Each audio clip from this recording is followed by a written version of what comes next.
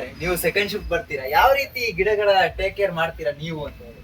ಇದು ನಮ್ಮ ಘಟಕದಲ್ಲಿ ನಮ್ಮ ಸಹೋದ್ಯೋಗಿಯಾದಂಥ ಬಸವಣ್ಣ ಅವರು ಈ ಕಾರ್ಯಕ್ರಮನ ತುಂಬಾ ಚೆನ್ನಾಗಿ ನೋಡ್ಕೊಳ್ತಾರೆ ಗಿಡಗಳನ್ನ. ಏನಪ್ಪಾ ಇದ್ರ ಉದ್ದೇಶ ಅಂದ್ರೆ ಸಾರ್ವಜನಿಕರು ಕೂಡ ಇದರಲ್ಲಿ ಭಾಗಿಯಾಗಿ ಪರಿಸರದ ಬಗ್ಗೆ ಕಾಳಜಿಯನ್ನು ವಹಿಸಿ ಅವರು ಕೂಡ ಮನೆ ಹತ್ರ ಖಾಲಿ ಜಾಗ ಇರೋದ್ರಲ್ಲಿ ಪರಿಸರನ ಹೇಗೆ ಇಂಪ್ರೂವ್ಮೆಂಟ್ ಮಾಡಬೇಕು ಅನ್ನೋದ್ರ ಬಗ್ಗೆ ನಮ್ಮ ಸಹೋದ್ಯೋಗಿಯಾದ ಬಸವಣ್ಣನವರು ಎರಡು ಮಾತುಗಳನ್ನೆಲ್ಲ ಅವ್ರಿಗೆ ತಿಳಿಸ್ತಾರೆ.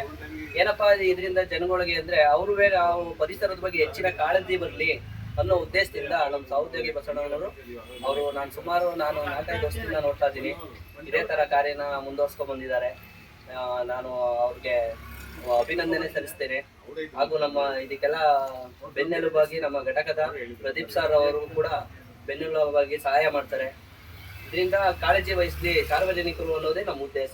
ಸರ್ ನೀವು ಹೇಗೆ ನೋಡ್ಕೊಂತೀರಾ? ನಾವು ಎಂದಿನಂತೆ ಎರಡನೇ ಪಾಳಿ ಕರ್ತವ್ಯಕ್ಕೆ ಬಂದಾಗ ಅವ್ರು ಯಾವ ತರ ನೋಡ್ಕೋತಾರೋ, ನಾವು ನೀರ್ ಹಾಕೋದಾಗ್ಲಿ, ಗಿಡಕ್ಕೆ ಅವಕ್ಕೆ ಏನಾರ ಇದ್ದಿದ್ರೆ ಕಸ ಕಡ್ಡಿ ಬಿದ್ದರೆ ಎತ್ತಾಕೋದಾಗ್ಲಿ ಎಲ್ಲ ನಾವು ಅವ್ರು ಹೇಗೆ ನೋಡ್ಕೋತಾರೋ ಅದೇ ತರ ನಾವು ಪ್ರೀತಿಯಿಂದ ನೋಡ್ಕೋತೀವಿ. ಅದರಲ್ಲಿ ನಿಮ್ಮ ಹೆಸರು ಸರ್? ನನ್ನ ಹೆಸರು ಸಂಜೀವ್ ಶೆಟ್ಟಿ BS.